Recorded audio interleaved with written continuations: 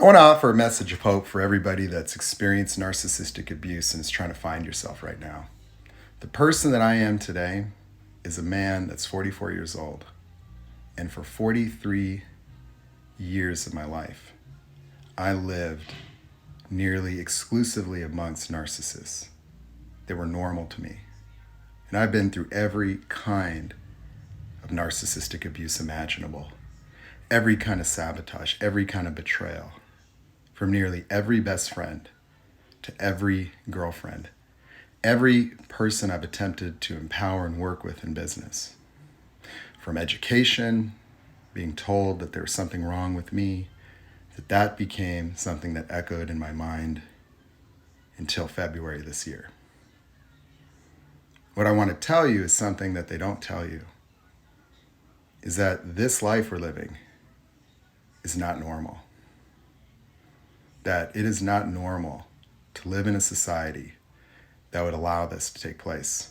That not only would be completely unconcerned with the way that we're developing human beings, that has no answers for children showing up with their parents' weapons to play Call of Duty in their school. That has no answers for a rising divorce rate.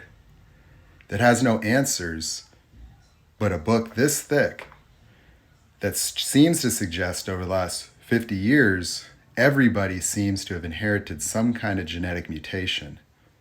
And the only answer is chemistry and talking about your problems for the rest of your life with people that can give you a stigma that will deeply resign you about what's possible.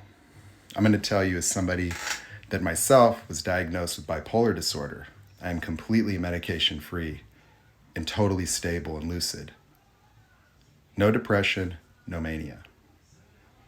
That when talking to therapists and psychiatrists, I would be talking to a therapist, they would just listen and nothing would happen. Then it's like I talk about my life with the psychiatrist and it's like, wow, so you've been depressed for 6 months. When did this start? Well, I was working as an actor and then, blah, blah, blah, blah. And it's like, oh, wow. And so you seem pretty up then. You were auditioning for Old Spice. Wow, that seems like a pretty dramatic change. Do you think maybe you were manic? And I've been taking medication. When I got out of the narcissistic relationship and I found my mind, I was being made sick by the medication. That the sustained depression likely caused a physiological response in my mind, a down-regulation, or rather upregulation of receptors for serotonin and dopamine, so that under normal conditions, if I were to wake up to something positive in my life after sustained anxiety and depression, I could see why that might cause a more elevated mood than normal. If my normal serotonin restored, yet I had extra receptors from being depressed for so long, that might correlate. And so if the only diagnosis that some man with a medical degree could make would be looking at a book and just saying, oh, 6 months of depression and this and that, and oh yeah, here you go, here's your pills. There's a problem with that. Where's the genetic component in nature? Where are the bipolar chimpanzees or wolves? You think that we could explain our problems with a book this thick, and yet nothing in the book is making any difference? Oh, little differences. You could talk and sort out your feelings once a week. And then I can talk to people about my journey and the things that I let go of. Oh, when I let go of not good enough, wow, that seems to take out all the anxiety. Whew. When I let go of being broken, I'm no longer confused and needing to meet a doctor. When I let go of there's something wrong with me, I'm not in my head looking for answers that simply satiate my curiosity and give me something to step on top of, only to fall on my face once I get triggered by the same thing over and over and over. You see, there's a level of understanding and wisdom that has been willfully withheld from society, from children, and there are people that are absolutely aware that there is another way to exist for people, but that would be one of the books they would want to burn. that they would want to make it spiritual or mystical and remove it from the lens of psychology and have people believe that the most advanced level of human development is a perpetual childlike survival state where you recreate your parents and project them onto your boyfriend and girlfriend, and then we call people insecure and demonize them so that they don't want to share their feelings anymore. The same sharing of feelings that might provide mental clarity if they were not ruminating on their feelings in a repetitive vicious cycle of thinking they're broken. When I take people out of thinking they're broken and show them how normal they are and show them that these emotions that they feel today are the exact emotions they felt when they were 5, it clicks and they find their freedom and peace of mind. I'm going to go get a PhD in psychology because enough is enough. Enough is enough. I don't care what people have to think about my certifications. I don't care if people think I'm uneducated. Why don't you think about the fact that I didn't know what a narcissist was in February and listen to me talk now. I think that my education I'll take over anybody that doesn't author their own ideas. I don't give a shit about what somebody 100 years ago said about the human mind. It's 2023. And the knowledge that we're using to try to mitigate our mental health seems to be causing a profound failure. Because what happens to people that get treatment? What happens to people that sit with therapists and don't make a difference?